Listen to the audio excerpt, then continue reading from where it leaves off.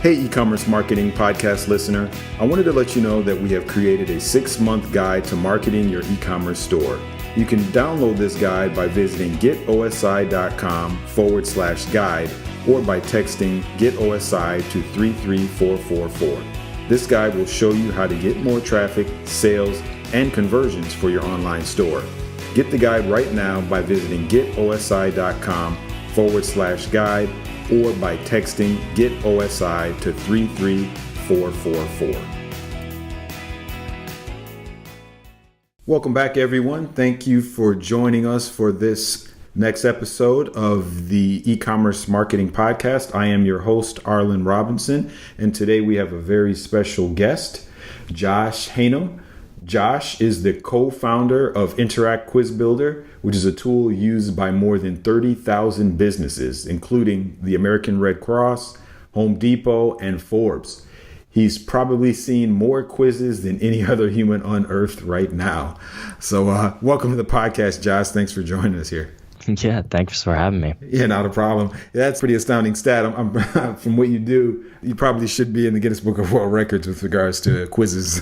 I feel like I need to get myself on there somehow. I don't know exactly how they're going to measure that, but I have seen so many quizzes at this point. It's ridiculous. Okay, that's interesting. So when we're talking about quizzes, why don't you tell me about what it is you do, your company, and really how you got into creating this company that provides quizzes, and what did you do before that? Yeah, so it's a platform for making quizzes just like the ones you see all over Facebook, but it comes from a business perspective. So if you are selling, let's say, coffee beans, you would do what kind of coffee beans are you as your quiz, which people would love taking, obviously. And then once they figure out what kind of coffee beans they are, you can ask them for their contact information, and then you can segment your email list and send people, light roast emails versus medium roast emails versus dark roast emails. And you can also link to your actual coffee beans so they can buy them right away. So that's the concept of what it is. It's been a wild journey for us. We started this company about 5 years ago, my co-founder Matt and I, before quizzes were cool, before they were on BuzzFeed all the time, before they were all over the internet. Right. Back when we started it was all like everybody was wondering if we were doing school quizzes. That's changed, obviously. Right. Prior to that, I had started several different companies, everything from installing lawns to buying and selling laptops to running a web consulting agency for a little while. Okay. And Interact spun out of the web consulting agency because one of our clients had requested a quiz to be made as a custom thing, and we built it, and it performed incredibly well. Okay. Just crazy stats on it. And it was just such a big deal that we decided to try to turn that into a platform. Took us a while to do that, but we did. And then we were off to the races. Okay. That sounds great. So sounds like prior to you starting the company, you kind of had your hands in a variety of different things, and then kind of came on this. And, as you mentioned, this is a really big deal. These quizzes these days, I see them all over nowadays. And what you mentioned as far as it being a really effective tool for list segmentation, and then finding out, what your customers' needs are, their interests are, and then, providing them with content and marketing to them various ways based on their responses. It's very cool, and the quizzes is a great way to do it, as opposed to just, doing the standard surveys. Now, as far as quizzes, our audience here, most of the listeners here on the podcast are e-commerce businesses, variety of businesses in various industries. How do you think a typical e-commerce business can use quizzes to drive leads and sales? Like if they've never done it before, what you do is pique their interest. How would they get started, and what would they do? Yeah. So there's a really simple way to get started, and it can be very overwhelming at first to think about how do I make one of these quizzes. But the way that you kind of break down all those walls and just think about it in a very straightforward manner is that you think about who you sell to. So let's take a really simple example. You sell to people who buy jewelry, because you sell jewelry, right? Like, so you sell to people that buy jewelry. Right. So your audience is jewelry buyers, just everybody that buys jewelry. But then you think about, okay, what are the different personalities of the people who buy jewelry from my store? Obviously, they're not all the same, but they probably break down into different segments. So maybe you have the eclectic buyer who's always got the newest, craziest things, right? Then you've got the classic, and it's just kind of classy and simple and, put together. And then you've got the cutting edge, right? You've got like the out there and whatever you want to call that one. So you've got your three personalities of jewelry buyers. And obviously that's a terrible analogy because I don't actually sell jewelry, so I don't know exactly what that's going to be. But hopefully that makes sense to you. Sure. And it, no matter what you sell, there are different personas of the people who buy from your brand. So you break down your audience into personas, and so then those become the outcomes of your quiz. And then in order to figure out what your quiz is actually called, you simply say, what kind of jewelry buyer are you? Or what's your jewelry style? Or what coffee bean is best for you? What cocktail is best for you? What's your fashion style, right? Like no matter what you're selling, you say, what is your, and then insert the name of your audience style, or what is your, just insert the name of your audience, and then you have a quiz. Then you set up your questions for it to figure out, which of the personalities the person is. And all of a sudden you kind of backed your way into a really solid quiz. So it's much simpler than most people think, just because all you have to do is break down your audience into different personalities and then make a personality quiz to figure out which one somebody is. Okay. Gotcha. Yeah, that makes sense. Now, a company that's doing this and launching an initial one, and this is what I was thinking about earlier when I was looking through your website, what are some of the best ways to, I guess you could say, launch it or place it? Because, I guess there's a number of ways that a business engages with their customers or their prospective customers, it's through social media, their website, email. What do you recommend initially getting it out there as far as, the survey, or the quiz? Yeah, there's really only two that you need to focus on to start with, and it's on your website and it's on Facebook. Okay. And on your website, we have two options built into our platform. So you can either have the quiz automatically become a pop-up on your website with a timer delay, or you can have it run as an announcement bar across the top of your site. So you can simply do that, and then it's connected to your quiz that you built within the platform. And then the other option is to set it up as a Facebook ad or as a Facebook post, both of which we handle for you. So you just click a button, it turns it into an ad, it turns it into a post, and then you're up and running with your quiz on Facebook. So it's either Facebook or site. Okay, gotcha. It's pretty straightforward. One of the things that I always tell our customers that I'm speaking to as far as marketing is concerned, we talk to a lot of here at OmniStar, OSI Affiliate Software. We talk to a lot of businesses that are startups that are just getting going, that can get overwhelmed with regards to marketing and online marketing, and they don't know what to do. What I always tell people is one of the things that you don't want to discount is learning from the big guys and what some of the big companies are doing. I saw on your website that you had example quizzes from some of your, top customers. And I saw, some of the big guys were there, like Home Depot and things like that. What are some things that these big guys are doing that is with regards to quizzes that, a newer business could learn from?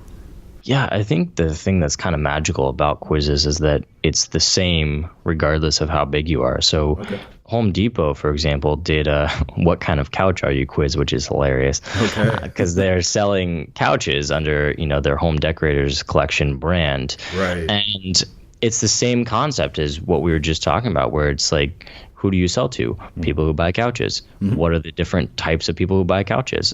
Okay, let's break those down, and then let's connect those personalities to couches. So all of a sudden you're getting a personality quiz that's what type of couch are you? And it leads to a couch you can actually buy at Home Depot, which is genius. And it's amazing to me that it scales up and down. A big brand will have 1 million people take a quiz in a day. A small retail company will have maybe they'll be lucky to have 100,000 over 10 years. But the difference is that there is no difference actually, which is kind of the genius of it all, is people are just people, and you're still selling to those folks, and they're interested in quizzes because of the personality aspect of it. So it really is kind of the same thing, no matter how big you are. Okay. Yeah, that makes sense. I guess one of the things, though, you can pick up, though, from the big guys, like you mentioned in that Home Depot example, what kind of couch are you?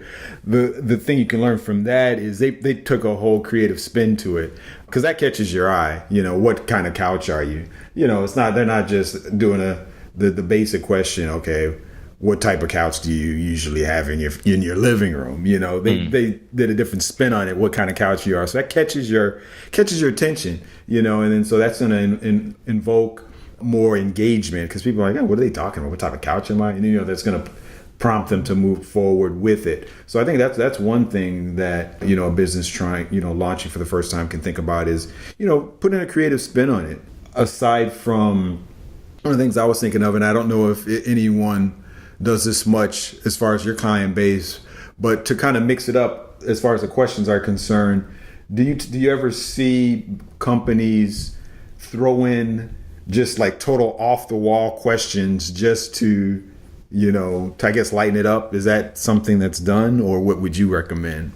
Oh, yeah, absolutely. And Okay. I think you made a really good point there with the what kind of couch are you, especially with e-commerce. One of the ways you can make it more lighthearted and kind of eye-catching is if you turn it around, and instead of saying what's your, whatever style, you say what kind of cardigan are you, or what kind of hat are you, what kind of couch are you? And then it's just like, it's so silly. But at the same time, when you figure out which one you are, you're like, oh, maybe I should get that because it matches me. Right. So that is one really important aspect of it.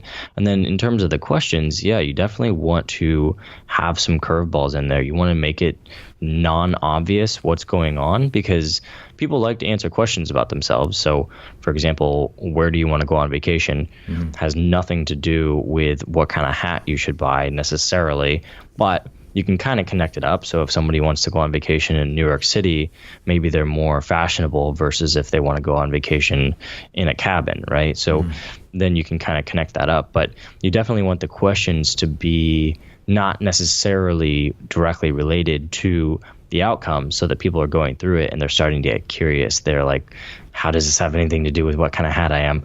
But then they want to know, because they want to know how going on vacation in a certain place makes them get a certain hat. Sure. Yeah, it definitely can pique your interest. And as far as the quizzes are concerned, of course, you're, I'm sure, of course, familiar with your platform and what it takes to get it out there. I haven't heard of a lot of companies that do what you do. Would you say that you guys are in the same space as some of the other companies that provide online surveys, or how would you guys differ actually? Yeah, so we've kind of just created our own segment. When we started this company 5 years ago, I actually called a bunch of marketing experts, really well-known folks, and asked them if anybody was doing this. And the response was no across the board. Okay. There was literally nothing out there. And now there's quite a few that have entered the space. Okay. Doing the same kind of thing. But it is a new category, and it's interactive content for personalization. It's not a survey, because a survey is something that's designed to get feedback. It's not designed to help you do marketing. Gotcha. Whereas ours is a marketing tool for creating quizzes, and we also do polls and giveaways and stuff like that. Okay. But the whole purpose of ours is to help you go out and reach new people, whereas a survey helps you understand who you've already reached. So Gotcha. That's the big difference. Gotcha. That makes total sense. Now, you mentioned, of course, a little bit about social media and how the quizzes would interact with that. On the technical side, because I'm not that familiar with it, and I'm sure my audience would be interested in it, how exactly does that work as far as, launching a quiz out on, your Facebook, your Twitter, or LinkedIn? Is it as simple as adding a link, or how exactly does it work? Yeah, so if you want to just share it directly, you can just do that in one click. So we'll create a social post for you from the quiz, and it will automatically share it out. If you want to set it up as an ad, so have more complicated targeting and stuff like that, we will pre-populate what that ad should look like so that you can go create it in your Facebook Ads Manager really quickly. So you can do either. You can either post it directly with one click, or you can populate an ad. Okay. Gotcha. And does that go is that the same for all social platforms like Twitter as well as LinkedIn or some of the others? Yeah, all Twitter, LinkedIn, Pinterest, all that kind of stuff. Okay. And what about Instagram? Is it possible with Instagram? Yeah, so with Instagram, you can do it as a cross post from Facebook, Okay. or you can do the same thing when you populate a Facebook ad because they've integrated everything into the Facebook manager at this point. Okay. Gotcha. That's really powerful. Now, for a company that's thinking about doing this and focusing on like their website, I know you had mentioned a pop-up. Is that the best way to engage somebody with the quiz? Is it through a pop-up? Yeah, in terms of on your website, it just depends on your style. So with a lot of fashion brands, for example, pop-ups are the industry standard. And so everybody's got a pop-up already, and that's something you're doing. You replace your existing pop-up with a quiz, and you can expect your opt-ins to double. That's usually what we see. Wow. So in that case, you definitely want to use the pop-up. However, if you're in a more hands-off industry where pop-ups are not the norm and you haven't been using one, then you'd want to use the announcement bar, which is a little more subtle. It just kind of calls out the quiz without putting it right in front of you. So it really depends on kind of the industry that you are in, the audience that you face, that kind of stuff. Okay. Yeah, I see that. And I understand what you're saying as far as retail brands are concerned. We have a lot of retail brands that are using our software. And in that industry, it is common to see pop-ups. It's not unusual for somebody going to let's say a women's fashion site to purchase something, and then they see a pop-up for a promotion. So they wouldn't be alarmed if they saw a pop-up for something else like a quiz. So yeah, that definitely makes sense. The bars, the offer bars these days are really cool. I see those a lot more these days, and I like them because they're a little less intrusive, but they stay there, and they definitely can display the point of what you're trying to accomplish. Now, when we talked about launching the quiz, and an example we talked about as far as a Home Depot is concerned with what type of couch you are, trying to segment, your prospects' interests and what you're going to, how specifically you're going to market to these different types of customers based on the responses. What are some other types of questions that a business should typically ask to pique their interest and even, and really ultimately drive engagement and ultimately drive sales? Yeah, so the whole concept with asking the questions is to develop a personality profile. And there's some questions that are very generic that you can pretty much apply to anything. We actually made a list of them that you can just kind of pick and pull to make a quiz.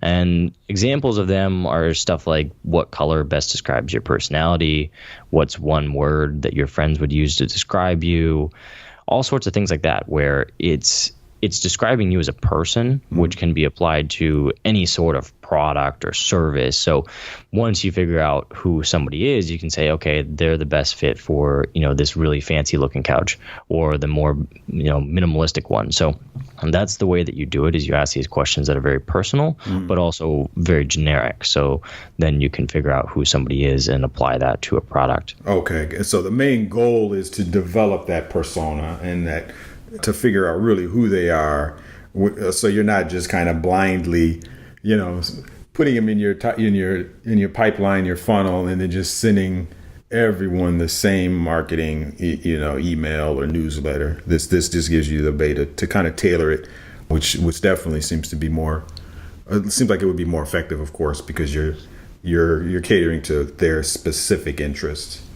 Yeah, exactly. IBM does this study every year with email marketing, and they always find that personalized emails are opened more than twice as much, so 200% increase over just a generic blast. So this is an easy way to personalize everything. It is. It makes sense.